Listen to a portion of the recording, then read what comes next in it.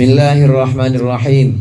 Qala al-muallif rahimahullah wa nafa'ana bihi wa bi'ulumihi fid dharain amin. Al-khamisu Abul Hasan bin Ziyad At-Tunisi. Yang kelima dari murid Imam Malik, yaitu Abul Hasan, ini nama kunyahnya. Nama aslinya Ali bin Ziyad At-Tunisi, orang Tunis.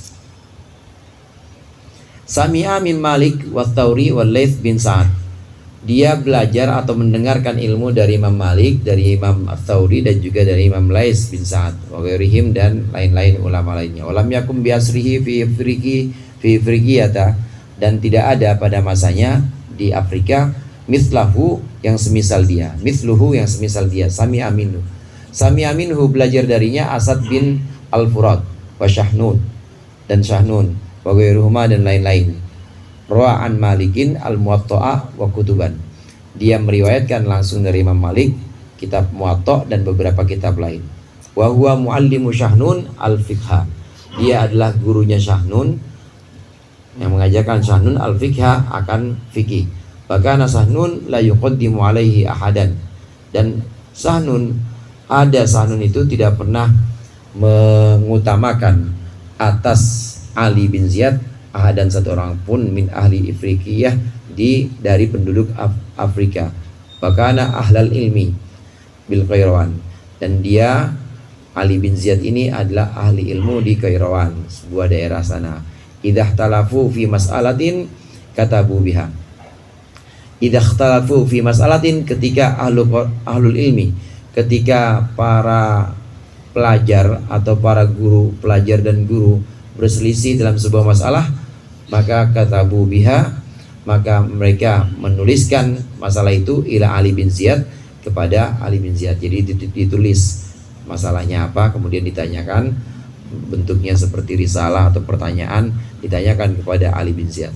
Liyu'allimahum biswabi, supaya Ali bin Ziyad mengajarkan ahlul ilmi bil Qairawan, pelajar dan guru di Qairawan, biswabi, dengan kebenaran.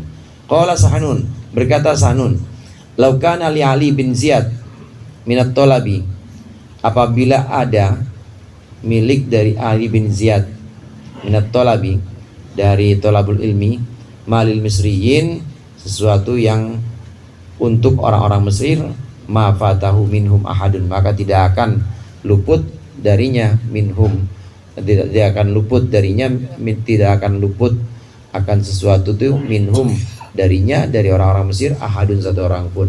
Wa ma'asyarahu minhum ahadun, dan tidak ada yang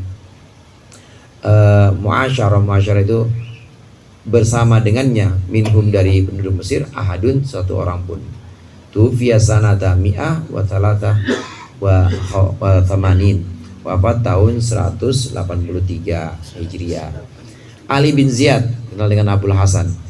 Jadi kalau kita dengar ada Abul Hasan, kita dengar ada Abu Musa, itu sebenarnya bukan nama asli, saudara. Itu nama kunyah. Kita dengar nama Abu Bakar.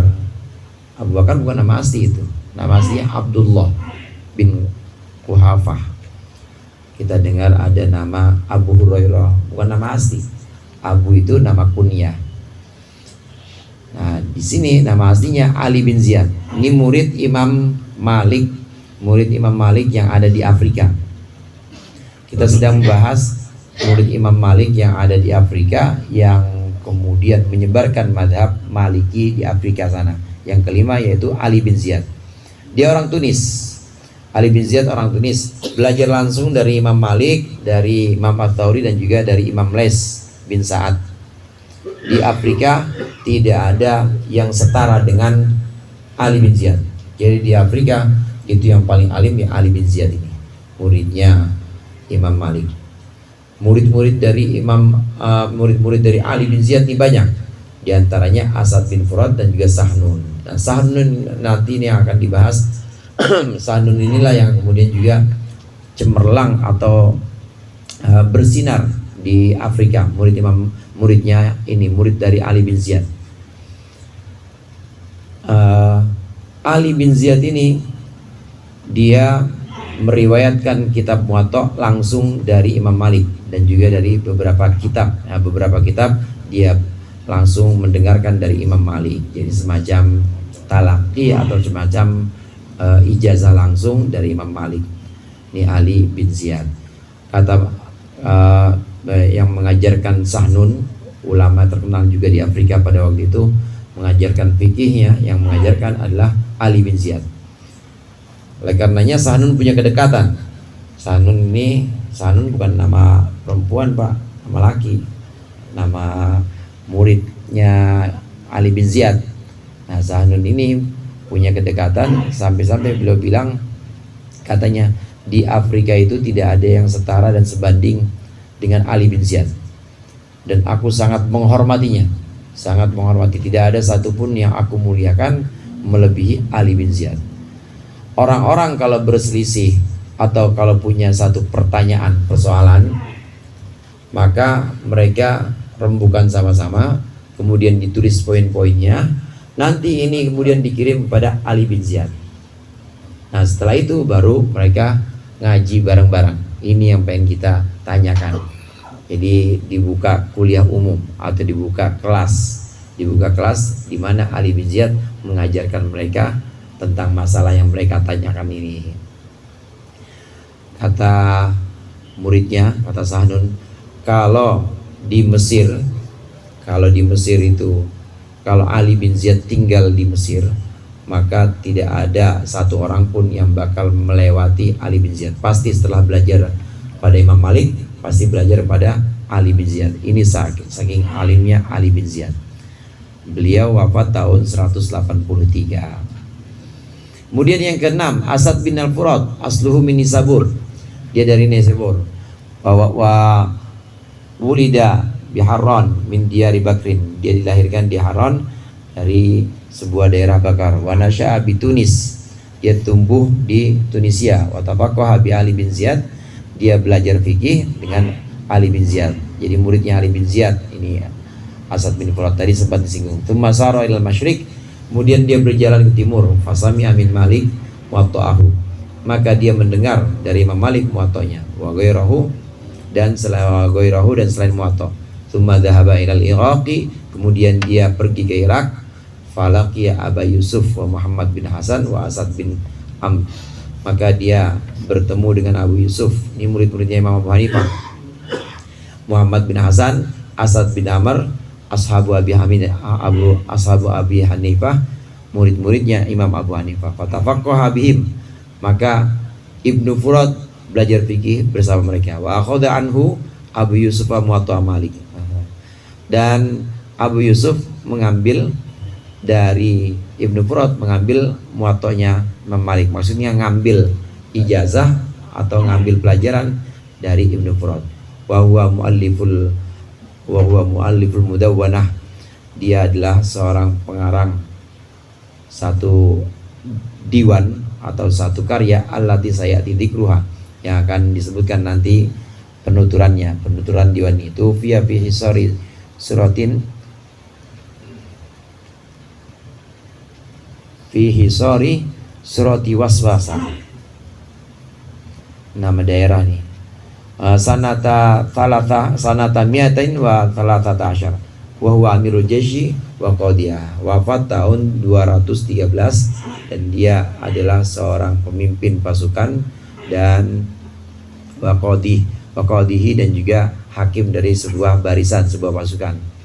Ibnu Furat ini masa-masa itu seorang muallim atau seorang alim, ini juga kadang-kadang komandan, seperti Syekh Salim bin Zumair, pengarang Safinah yang terkenal itu juga dari Hadramaut asalnya.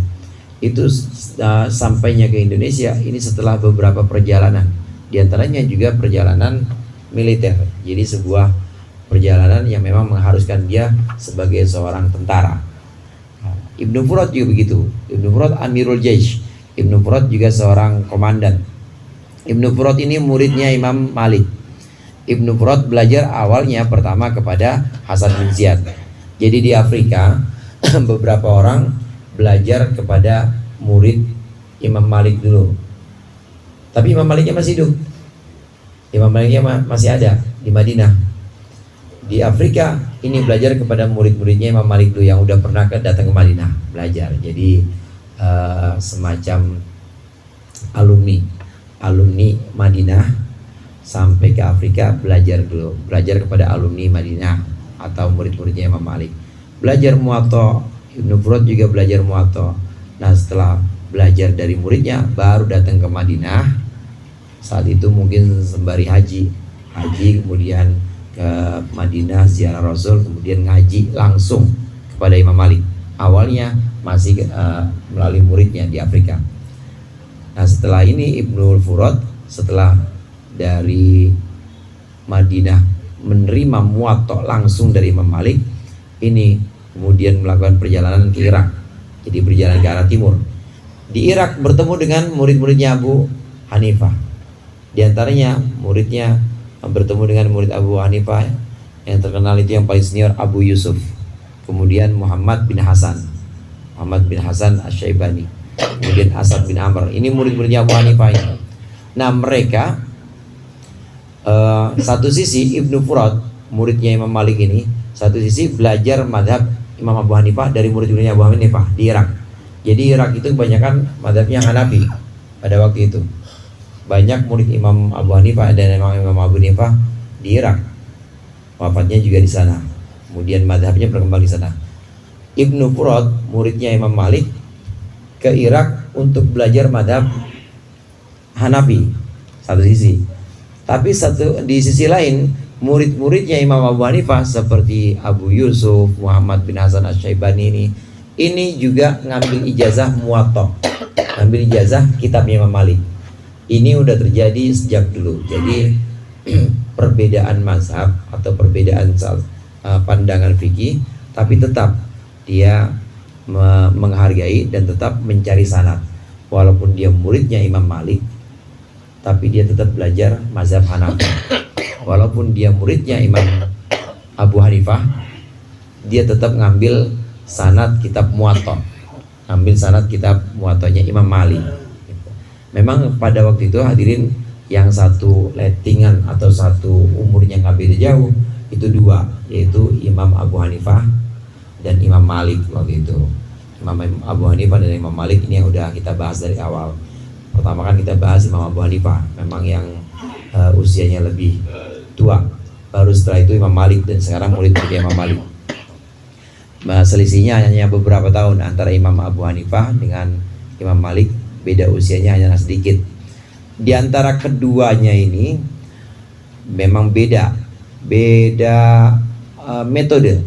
Kalau Imam Malik metodenya memang metode tekstual, Imam Malik ini ahlul hadis dan fikihnya semua berdasarkan teks-teks hadis. Karena hidupnya di Madinah dan masih ketemu banyak tabi'in, masih ngalamin banyak tabi'in. Nah, sedangkan Imam Abu Hanifah ini tidak tekstual.